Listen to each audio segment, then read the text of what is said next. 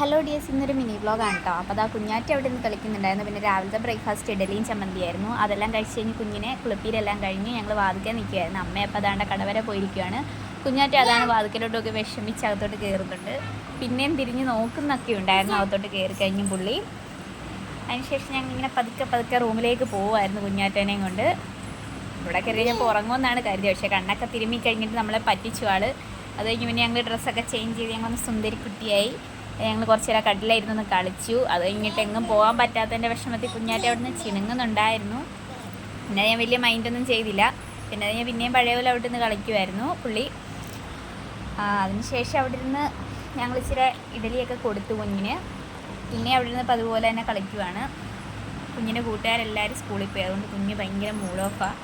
പിന്നെ അവിടെ ഇരുന്ന് ഉമ്മയൊക്കെ തരുന്നുണ്ട്. പിന്നെ ഇടയ്ക്ക് ചിരിക്കുന്നുണ്ട്. കണ്ണാടി ഉണ്ട് ആ സൈഡിൽ. അപ്പോൾ അവിടേക്ക് നോക്കി ഭയങ്കര ചിരിയും. പിന്നെ പഴയ നടൻ ഉമ്മറിനെയൊക്കെ കാണിക്കുന്നുണ്ട് കുഞ്ഞിവിടെ കിടന്ന്. അതിന് ശേഷം നന്നായിട്ട് ഉറങ്ങി കുഞ്ഞ്. അത് കഴിയുമ്പോൾ ഞാൻ ഒന്ന് കുഞ്ഞിനൊന്ന് കുറച്ച് മേക്കപ്പൊക്കെ ചെയ്യാമെന്ന് കരുതി കുഞ്ഞിനൊന്ന് ഒരുക്കുമായിരുന്നു. നല്ല ഉറക്കത്തിനാളാണ്. മേക്കപ്പും കാര്യങ്ങളും എല്ലാം അതുപോലെ തന്നെ അവിടെ നടക്കുന്നുണ്ടായിരുന്നു.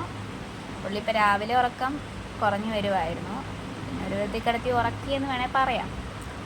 അങ്ങനെ കുഞ്ഞാറ്റ് നല്ല ഉറക്കത്തിലായിരുന്നു.